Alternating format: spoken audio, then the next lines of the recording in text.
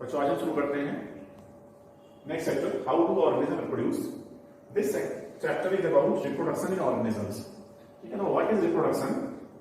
सो reproduction क्या है? It is a process by which organism produce new organism of their own type. The production of new organism from existing organism of their own type. ठीक है, organism क्या करते हैं? अपने जैसे नए ऑर्गेनिज्म प्रोड्यूस करते हैं। This is the main characteristic fundamental feature of the all living organism. सभी लिविंग ऑर्गेनिज्म में रिप्रोडक्शन होगा और रिप्रोडक्शन में क्या करते हैं? अपने जैसे नए ऑर्गेनिज्म बनाते हैं। सो यहां पर रिप्रोडक्शन की इंपॉर्टेंस क्या है हम देखें। So reproduction is important to maintain the continuity of life on earth. ठीक है, क्या मतलब हुआ? जिस लिविंग ऑर्गेनिज्म, जिस ऑर्गेनिज्म ने बर्थ लिया है उसकी डेथ भी डेफिनेट है। सो डेथ होने से पहले क्या करते हैं? ऑर्गेनिज्म रिप्रोड्यूस करते हैं जिससे कि अर्थ पर लाइफ कंटिन्यू चलती रहे, अर्थ पर इनकी स्पीसीज कंटिन्यू चलती रहे। तो सभी लिविंग ऑर्गेनिज्म में रिप्रोडक्शन होगा। Now we see the types of reproduction. So reproduction is of two types, one is asexual reproduction and the other is sexual reproduction. So first we talk about asexual reproduction. Asexual reproduction क्या है? Simple type of reproduction. asexual reproduction क्या है? Simple reproduction है जिसमें एक ही organism नए organism produce करता है विदाउट फॉर्मेशन ऑफ गैमीट्स। ठीक है, asexual reproduction की कुछ कैरेक्टरिस्टिक्स हैं, अगर हम यहां पर देखें। So first it is uniparental. Uniparental means only a single parent is involve. Second is simple, it is a simple type of reproduction. Third is only mitosis. इस तरह के रिप्रोडक्शन में केवल माइटोटिक डिवीजन होते हैं, माइटोसिस होती है। एक दूसरे तरह का डिवीजन होता है मियोसिस, जो कि सेक्सुअल में होगा जब गैमीट बनते हैं। यहां पर मियोसिस इन्वॉल्व नहीं है, और मियोसिस इन्वॉल्व नहीं है इसलिए एसेक्सुअल रिप्रोडक्शन में जो ऑर्गेनिज्म बनते हैं उनमें वेरिएशंस नहीं होते हैं।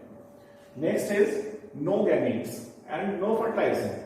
एसेक्सुअल रिप्रोडक्शन में कभी भी गैमीट्स और फर्टिलाइजर नहीं होता है। सो यहां पर ये क्या है? कुछ कैरेक्टर्स हैं asexual reproduction. Now we discuss about types of asexual reproduction. So these are the various types of asexual reproduction. ठीक है, एसेक्सुअल रिप्रोडक्शन जो है ये मिलता है हमें कहां पर? It is found in plants and lower organisms and lower animals. ये हायर एनिमल्स में नहीं मिलता है। सो ये वेरियस मेथड्स हैं सेक्सुअल रिप्रोडक्शन के: fission, fragmentation, budding, regeneration, spore formation, vegetative propagation and tissue culture. Tissue culture एक आर्टिफिशियल मेथड है, इसके बारे में डिस्कस करेंगे। सो यहां पर फर्स्ट है fission. Now what is fission? Fission is found only in unicellular organisms.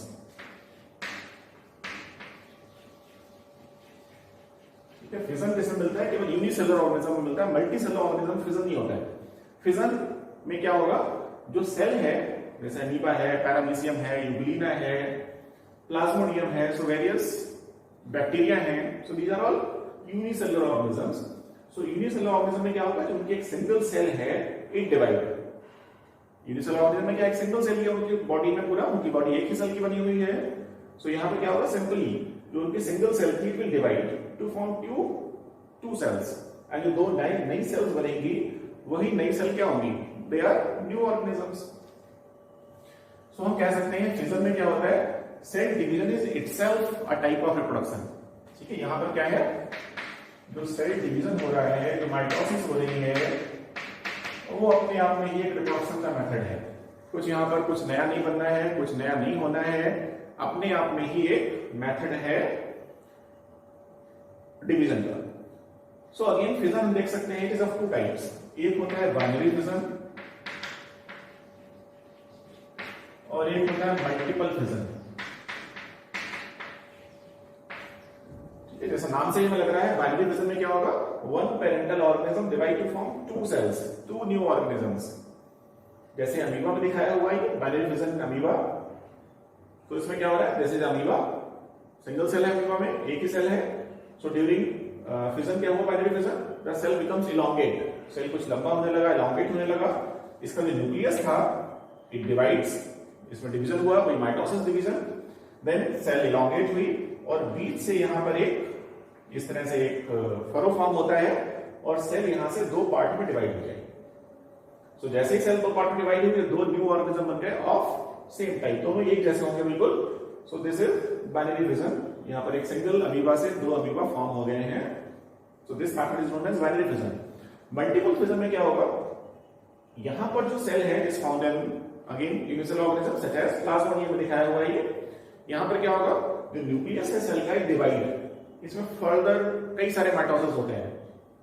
ठीक है, यहां पर एक ही बार डिवीजन हुआ था न्यूक्लियस का, मल्टीपल डिवीजन में क्या होगा, the nucleus undergoes multiple mitosis, 1 2 3 4 कई बार माइटोसिस होगी।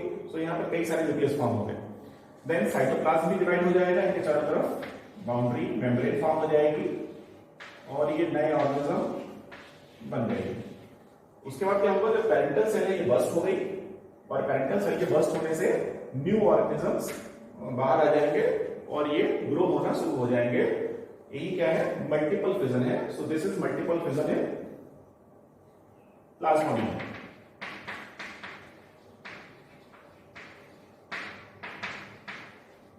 And this is binary fission in amoeba.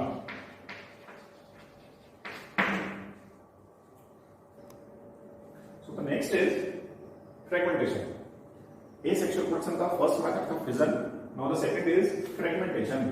ठीक है ना, fragmentation क्या है? It is found in filamentous organisms. जैसे कई सारे algae हैं, कई सारे फंगस हैं। ये दिखाया हुआ है स्पाइरोगाइरा में।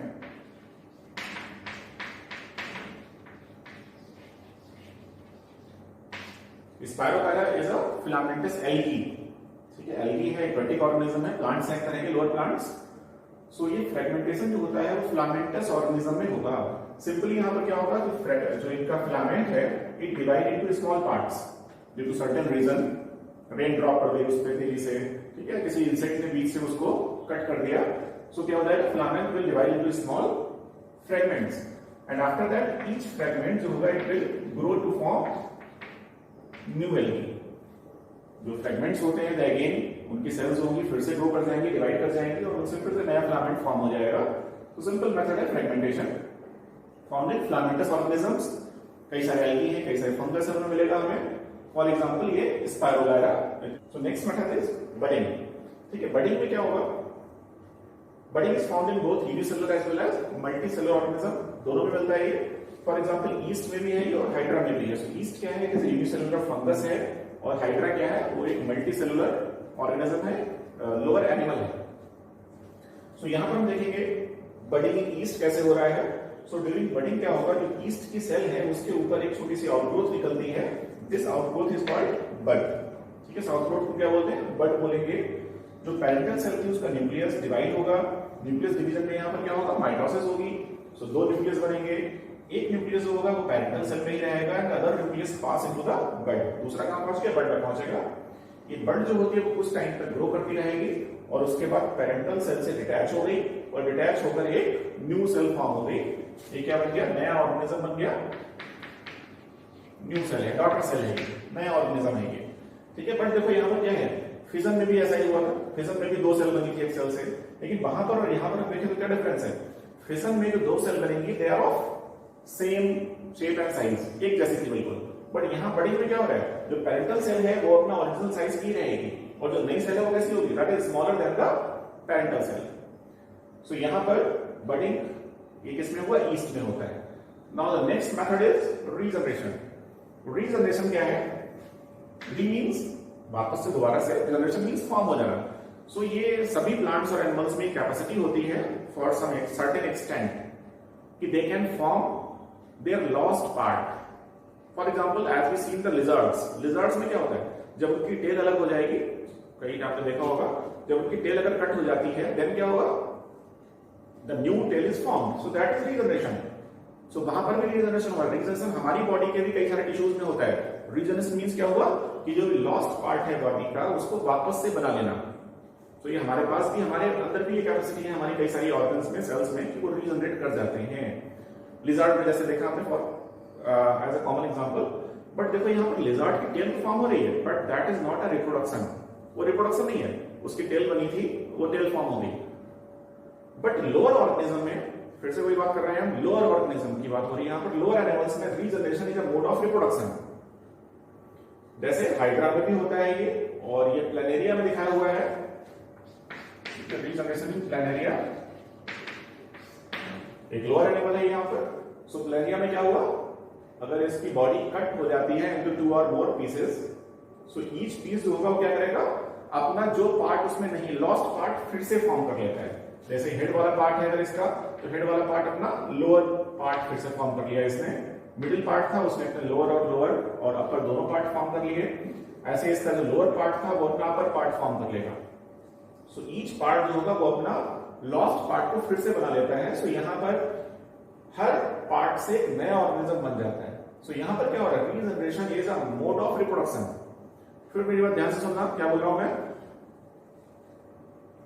रीजनरेशन में result in reproduction, but it is always not true. हमेशा रीजनरेशन से रिप्रोडक्शन नहीं हो सकता। जैसे लिजर्ड का केस था, उसमें रीजनरेशन तो हुआ है बट रिप्रोडक्शन नहीं हुआ है। बट लोअर ऑर्गेनिज्म में जैसे प्लेनेरिया है, हाइड्रा है, वहां पर क्या होता है, regeneration is a mode of reproduction. वहां पर रीजनरेशन हो रहा है क्योंकि वहां पर रीजनरेशन के थ्रू पूरा ऑर्गेनिज्म बन रहा है। Now the next method is spore formation. Again spore formation is a method of asexual reproduction in many fungi, in many algae, in lower plants, pteridophytes हैं, bryophytes हैं, कई सारे ठीक है ऑर्गेनिज्म हैं, वहां पर स्पोर फॉर्मेशन होते हैं। डिफरेंट टाइप के स्पोर बनते हैं, एल्गी हैं, फंजाई हैं, ब्रायोफाइट्स हैं, टेरिडोफाइट्स हैं, उनमें होगा ये स्पोर्स होते हैं। ठीक है, जैसे ये राइजोपस में दिखाया हुआ है, ठीक है, इसमें लिखा हुआ है Rhizopus. Rhizopus is a fungus, एक फंजाई है, ब्रेड मोल्ड, जो ब्रेड पे फंगस ग्रो कर जाता है, वो है राइजोपस। सो यहाँ पर स्पोर फॉर्मेशन दिखाया हुआ है। स्पोर फॉर्मेशन में क्या हुआ, राइजोपस के जो फिलामेंट्स थे उनके टिप पर एक इस तरह का स्वैलन पार्ट बनता है। This part is called sporangia, और स्पोरेंजिया के अंदर छोटे छोटे स्ट्रक्चर्स बनते हैं, इनको बोलते हैं स्पोर्स।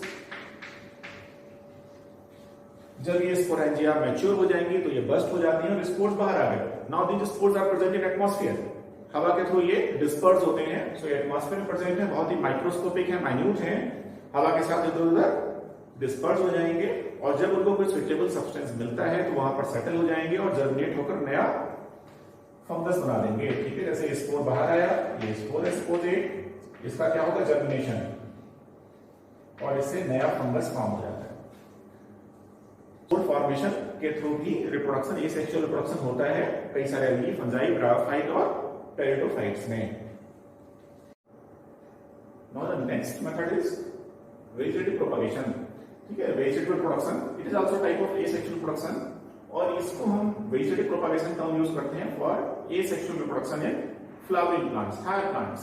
जो प्लांट्स हमारे साथ हैं, जिनको बड़े प्लांट्स, फ्लावरिंग प्लांट्स हैं, उनकी बात हो रही है। उनमें एसेक्सुअल रिप्रोडक्शन को हम बोलते हैं vegetative propagation. So again vegetative propagation एक तो नेचुरल है। वेजिटेटिव प्रोपगेशन देखा होगा, जैसे कई सारा अनियन अगर हमारे पढ़ा रहता है, अनियन में क्या होता है, इट स्टार्ट्स जर्मिनेटिंग। सो वो एक टाइप का वेजिटेटिव प्रोपगेशन है, वहां पे सीड नहीं है।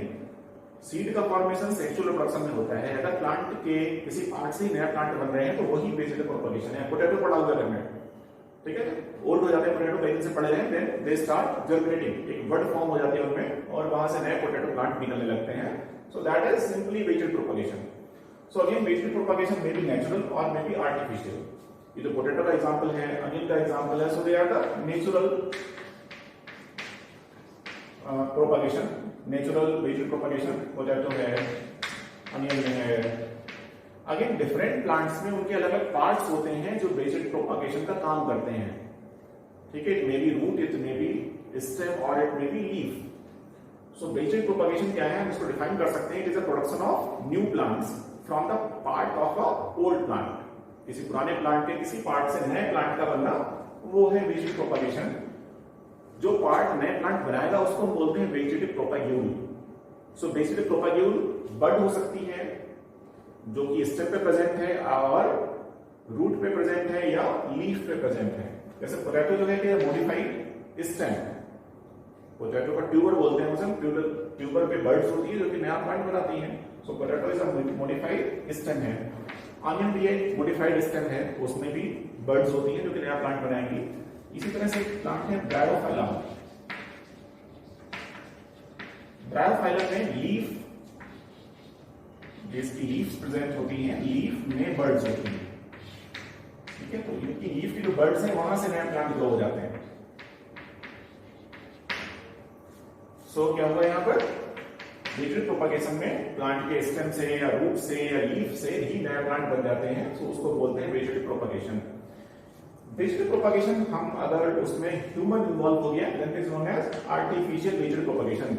जैसे कभी घर पे लगाया होगा हमने रोज का प्लांट लगाया है, तो रोज का प्लांट कैसे लगाते हैं? उसके सीड नहीं आते मार्केट में।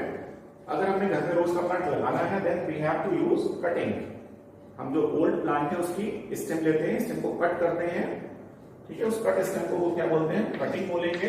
और cut stem is buried in the soil. उसको सॉइल में बरी कर दिया, आफ्टर सम टाइम क्या होगा? जो उसका लोअर स्टेम है वहां से रूट्स निकल आएंगी और नया प्लांट बन जाता है। So this method is known as cutting. इसमें हम ओल्ड प्लांट की स्टेम की कटिंग्स यूज करते हैं to grow the new plants. Second is layering. Layering में भी हम स्टेम को ही यूज करेंगे, उससे नए प्लांट्स बनाए जाएंगे, बट हम उसको पहले कट नहीं करते हैं ओल्ड प्लांट से, ठीक है। जैसे देखो यहाँ पर suppose this is a old plant है, हमने क्या किया? इसका स्टेम लिया, दिस स्टेम इज पुल्ड और इसके पार्ट को सॉइल में बरी कर दिया गया without separating it from the original plant. उस स्टेम की ब्रांच जो है उसको हमने मेन प्लांट से कट नहीं किया है। कटिंग में तो हमने उसको कट करने के बाद बरी किया था, इसमें ओरिजिनल प्लांट से अटैच है वो स्टेम की ब्रांच और उसको सॉइल में बरी कर दिया गया। आफ्टर सम टाइम क्या होगा? ये जो स्टेम की ब्रांच है इसमें रूट्स निकल आएंगी। जब वो उसमें रूट निकल आएंगी then it is cut from the parental plant. So this method is known as layering. It is used in many plants such as jasmine, ठीक है। ये क्या है? लेयरिंग। एयर लेयरिंग भी होती है। हम उसको सॉइल में बरी नहीं करते हैं। अगर सपोज बहुत ऊंचा ट्री है और हम उसके ऊपर की ब्रांचेस में करनी है लेयरिंग, तो उसकी ब्रांच को नीचे पुल करना पॉसिबल नहीं है। सो हम ये लेयरिंग का जो प्रोसेस है वो ऊपर एयर में ही कर देते हैं, उसको एयर लेयरिंग बोलते हैं। उसमें स्टेम को चारों तरफ से तो सॉइल के साथ और कुछ दूसरे सब्सटेंस हार्मोन्स के साथ में वहीं पर लेयरिंग कर दी जाती है, सो उसको एयर लेयरिंग बोलेंगे। And the next is grafting. Grafting is actually not a method of reproduction, it is a method of improvement of the plant varieties. Grafting में क्या करते हैं? दो डिफरेंट प्लांट्स को एक साथ जोड़ देते हैं और उससे एक नया प्लांट तैयार करते हैं। तो उससे क्या होगा? जो नया प्लांट बनेगा उसमें दोनों प्लांट्स की क्वालिटीज, कैरेक्टर्स आ जाते हैं, ठीक है। देखो यहां पर क्या होगा? हमने दो प्लांट्स लिए, तो ये प्लांट है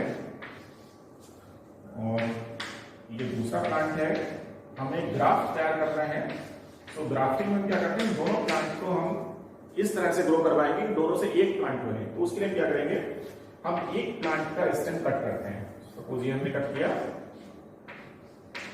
और इसका भी स्टेम हमने कट कर दिया, वहां पर एक कट लगा दिया। अब हम ग्राफ्टिंग करने में क्या करेंगे? एक प्लांट का अपर पार्ट यूज करेंगे और एक प्लांट का रूट वाला पार्ट यूज करेंगे। जिस प्लांट का रूट वाला पार्ट यूज करते हैं उसको बोलते हैं स्टॉक, और जिसका विदाउट रूट वाला पार्ट यूज करते हैं उसको बोलते हैं सियॉन, ठीक है। अब इसके कट पार्ट को हमने यहां से हटा दिया और ये वैरायटी जो 1 है, suppose this is variety 1 and this is variety 2। हम वैरायटी 1 का क्या यूज कर रहे हैं? विदाउट स्टेम वाला, विदाउट रूट वाला पार्ट स्टेम यूज कर रहे हैं सियॉन, और वैरायटी 2 को हम क्या यूज कर रहे हैं? रूट वाला पार्ट एंड स्टॉक यूज कर रहे हैं। So now this scion is transplanted over the stock of the other variety, ठीक है। यहां पर इसको प्लांट कर दिया जाता है, ट्रांसप्लांट कर दिया जाता है और इसको यहां पर बाइंड कर देते हैं सॉइल और कुछ दूसरे हार्मोन्स यहां पर यूज करते हैं। देन क्या होता है? ये दोनों पार्ट, फर्स्ट वैरायटी का ऊपर वाला पार्ट सियॉन और सेकंड वैरायटी का स्टॉक, दे क्या होंगे? They will join and they will grow as a single plant. So इस तरह से जो प्लांट ग्रो होगा उसमें फर्स्ट और सेकंड दोनों वैरायटी कैरेक्टर्स होंगे। So this method is known as grafting. सो ग्राफ्टिंग कोई रिप्रोडक्शन नहीं है, इसमें नया प्लांट नहीं बना, बट क्या हो रहा है? यहां पर एक तरह से नई वैरायटी इंप्रूव हो रही है। सो इसको भी हम क्या मानते हैं? रिप्रोडक्शन नहीं रखा हुआ। Next is tissue culture. Tissue culture क्या है? ये एक मेथड है जिससे कि हम बहुत ही कम टाइम में किसी प्लांट के छोटे से पार्ट से नए प्लांट ग्रो करते हैं। सो ये भी यूज होता है आर्टिफिशियल प्रोपागेशन के लिए। हॉर्टिकल्चर में, फ्लोरिकल्चर में हम कई सारे जगह पर इस तरह का टिश्यू कल्चर यूज करते हैं। और टिश्यू कल्चर से क्या करते हैं? एक छोटे सा प्लांट पार्ट लेते हैं, उस प्लांट पार्ट को हम बोलते हैं एक्स प्लांट, और उस एक्स प्लांट को हम एक कल्चर मीडियम में रखते हैं। न्यूट्रिटिव मीडियम में रखते हैं, और उस न्यूट्रिटिव मीडियम में रखने से क्या होगा, जो एक्स प्लांट था वो ग्रो कर जाएगा और वहां से कई सारे छोटे छोटे नए प्लांट्स फॉर्म हो जाते हैं। सो जो टिश्यू कल्चर का मेथड है ये लेबोरेटरी में किया जाता है। लेबोरेटरी में कल्चर मीडियम बनाया जाता है। स्टेराइल कंडीशन, स्टेराइल कंडीशन का मतलब एसेप्टिक कंडीशन, जहां पर किसी तरह का कोई इंफेक्शन ना हो उसमें इसको कराया जाएगा और उससे क्या हो जाएगा, कई सारे प्लांट्स ग्रो करते हैं। तो इसका एक मेन बेनिफिट क्या है हमारे लिए कि कम टाइम में छोटे से प्लांट से हम कई सारे प्लांट्स ग्रो करवा सकते हैं। उस मेथड को बोलते हैं tissue culture. So these are the various methods of asexual reproduction.